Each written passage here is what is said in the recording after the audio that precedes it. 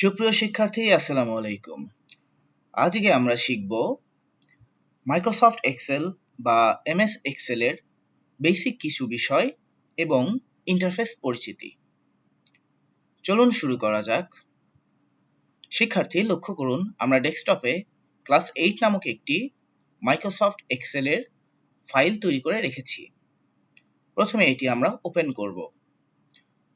Open করার জন্য এই ফাইলটির ওপর কার্সর রেখে ডাবল ক্লিক করব। দেখুন আমাদের মাইক্রোসফট এক্সেল ওপেন হয়েছে এবং হোম ইন্টারফেস আমাদের স্ক্রিনে চলে এসেছে। প্রথমে আমরা এই ইন্টারফেসের পরিচিতি শিখে নিই। এই ইন্টারফেস মাইক্রোসফট ওয়ার্ডের মতোই অনেকটাই মিল আছে। সবার উপরে আমার কার্সরকে খেয়াল রাখুন। সবার উপরে যে বারটি আমরা দেখতে পাচ্ছি ক্লাস 8 লেখা Excel, sign in, minus symbol, cross symbol, এই পুরো অংশটুকুকে বলা হয় টাইটেল বার। এরপরে যে অংশটুকু দেখা যাচ্ছে file, home, insert, page layout, view, add-ins, এইভাবে সর্বশেষ মেসেজ সিম্বল, এইটুকু বারটিকে বলা হয় ট্যাবস।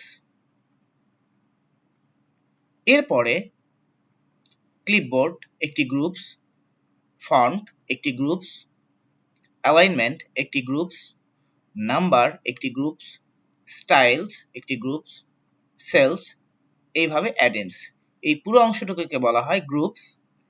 এবং আমরা পূর্বে মাইক্রোসফট ওয়ার্ডে যেমন শিখেছি এই প্রত্যেকটি গ্রুপে এক একটি কমান্ডস থাকে। যেমন ফন্ট গ্রুপসে ফন্ট স্টাইল বা সংক্ষেপে ফন্ট বলা হয়, এটি একটি কমান্ডস। ফন্ট সাইজ এটি একটি কমান্ডস।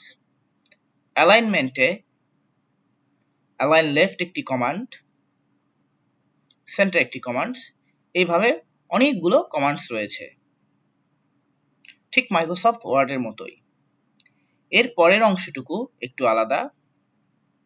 তার আগে বলে নেই আপনাদের মনে করিয়ে দেওয়ার জন্য, যেই টাইটেল বার, ট্যাবস এবং গ্রুপস মিলে হয় রিবন।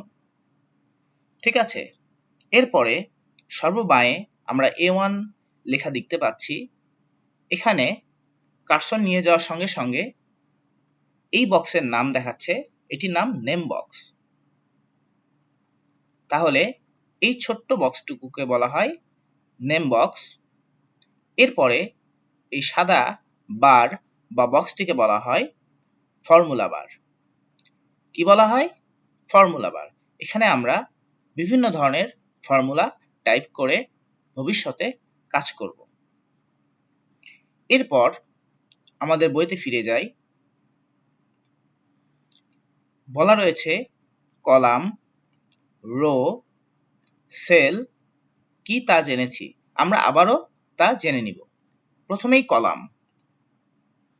খেয়াল করুন নেম বক্স এবং ফাংশন বা ফর্মুলা বারের নিচেই অ্যালফাবেট দেওয়া রয়েছে, A B C D E F, এভাবে যেতে থাকবে। তো এইগুলোকে বলা হয় লম্বালম্বি কলামস। আমি যদি আমার কার্সর এই অ্যালফাবেটের উপর নেই, তাহলে আমার কার্সর চেঞ্জ হয়ে যাচ্ছে। খেয়াল করুন, চেঞ্জ বা পরিবর্তন হচ্ছে। যখন আমাদের এরকম ডাউন অ্যারো বা নিচের দিকের তীর চিহ্ন আসবে, তখন আমরা এখানে ক্লিক করলে আমাদের পুরো কলাম সিলেক্ট হয়ে যাবে। তাহলে লম্বালম্বি অ্যালফাবেট দ্বারা আমরা কলাম বুঝি। ঠিক একইভাবে বাঁ দিকে লক্ষ্য করুন নাম্বার দেওয়া রয়েছে। এই নাম্বারটিতে কার্সর নিয়ে যাওয়ার পর যখন আমাদের রাইট অ্যারো বা ডান দিকের তীর চিহ্ন উঠবে, তখন আমরা এখানে ক্লিক করলে পুরো রোটা সিলেক্ট হবে। যেমন আমি 10 নাম্বার রো সিলেক্ট করতে চাই সবটুকুই, তাহলে 10 নাম্বারের উপর আমার কার্সর নিয়ে গিয়ে ক্লিক করব, তাহলে পুরো রো 10 নাম্বার রো সিলেক্ট হয়ে যাবে। ঠিক আছে, একইভাবে আমরা কলাম সিলেক্ট করতে পারবো, পুরো কলাম, এবং একইভাবে রো। এইবার আমরা শিখব সেল কাকে বলে। প্রথমে আমরা সেলের সংজ্ঞাটা জেনে নেই। আমরা একটু নিচেই লেখা দেখতে পারবো, স্প্রেডশিটে এরকম সবগুলো সেলেরই একটি পরিচয় থাকে, যেটি রো ও কলামের সমন্বয়ে তৈরি একটি পরিচয়। সংক্ষেপে যেটা বলা যায়, প্রত্যেকটি সেল এক একটি কলাম এবং এক একটি রো দ্বারা তৈরি। তো এই যে আমরা ক্লিক করার সঙ্গে সঙ্গে যে ঘরটি সিলেক্ট হচ্ছে, এটাই হলো সেল। এখানে অসংখ্য সেল রয়েছে। এখন আমি কোন সেলে রয়েছি সেটি দেখতে পারবো এই নেম বক্স অংশে।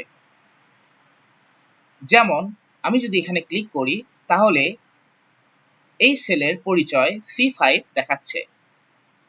খেয়াল রাখবো বা আমরা লেখার সময় মনে রাখবো, প্রথমেই অ্যালফাবেট আসে, তারপরে আসবে নাম্বার। অর্থাৎ কখনোই 5C হবে না, সবসময় C5 হবে, D5 হবে, অর্থাৎ আগে অ্যালফাবেট থাকবে, তারপরে আমাদের নাম্বার থাকবে। আমরা নির্দিষ্ট কোনো সেলে যেতে চাইলে এখানে টাইপ করেও যেতে পারি। যেমন আমি C8 সেলে যেতে পারি, তাহলে C8 লিখে এন্টার করার সঙ্গে সঙ্গে আমাদের C8 রো অটোমেটিক্যালি চলে আসবে বা সিলেক্ট হয়ে যাবে। এরপরে নিচের অংশ খেয়াল করুন, এখানে লেখা রয়েছে শীট 1 এবং পাশে একটি প্লাস চিহ্ন রয়েছে। এই প্লাস চিহ্নে ক্লিক করলে আমরা একটি ফাইলের মধ্যে অনেকগুলো শীট নিতে পারি। এটি আমাদের এক্সেলের সবচেয়ে বড় সুবিধা। আমরা যেমন মাইক্রোসফট ওয়ার্ডে অনেকগুলো পেজ নিতে পারি, ঠিক সেই রকম এখানে অনেকগুলো শীট নিতে পারি। এর ঠিক পরেই একটি বার রয়েছে। আমরা জানি আড়াআড়ি যে বার সেটাকে বলা হয় হরিজন্টাল বার, এবং ডান দিকেও একটি বার রয়েছে, এই বারটিকে বলা হয় ভার্টিক্যাল বার। মাইক্রোসফট ওয়ার্ডের সঙ্গে এখানে পার্থক্য হলো, মাইক্রোসফট ওয়ার্ডে এই বারটি থাকতো নিচে বাঁ দিকে এবং ভার্টিক্যাল বার থাকতো বাঁ দিকে, অর্থাৎ দুইটি বাঁ দিকে থাকতো, কিন্তু এক্সেল শীটে এটি ডান দিকে থাকে। ঠিক তার নিচেই আমাদের জুম এরিয়া বা জুম টুলস রয়েছে।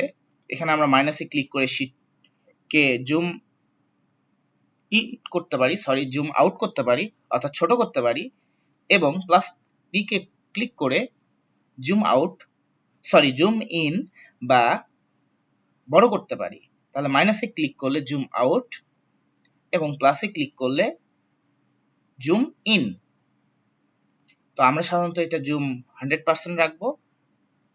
এর পাশেই view mode, normal, page layout এবং পেজ ব্রেক, ঠিক মাইক্রোসফট ওয়ার্ডের মতো। এগুলোর কাজ আমরা পরে শিখব। আমরা এখন রয়েছি শীট 1-এ। কিভাবে দেখতে পাচ্ছি, এই স্ট্যাটাস বার থেকে। মাইক্রোসফট ওয়ার্ডে স্ট্যাটাস বার অনেক বড় ছিল, এখানে অনেক ছোট। ঠিক আছে, আমরা এখন শীট 1-এ আছি। আমি যদি এখানে লিখি শীট 1 বা শুধু 1 লিখি বোঝানোর সুবিধার্থে 1, শীট 2-তে গিয়ে লিখলাম 2, শীট 3, তাহলে আমাদের বুঝতে সুবিধা হবে। খেয়াল করুন, আমি যখন শীট 1-এ যাচ্ছি, এখানে যেহেতু শীট 1 এগুলো বোঝার সুবিধার জন্য দিয়েছি, কারণ আমি যখন ক্লিক করছি তখন বোঝা যাচ্ছে না আমি কোন শীটে রয়েছি। তো আমরা এখন শীট নাম্বার 1-এ আছি, শীট নাম্বার 2-তে গেলাম, শীট নাম্বার 3-তে গেলাম। এইভাবে আমরা অনেকগুলো শীট নিতে পারি, এবং শীটগুলো রাখতে না চাইলে আমরা রাইট ক্লিক করব এবং ডিলিট করে দেব। খেয়াল করুন, শীটগুলো ডিলিট হয়ে যাচ্ছে।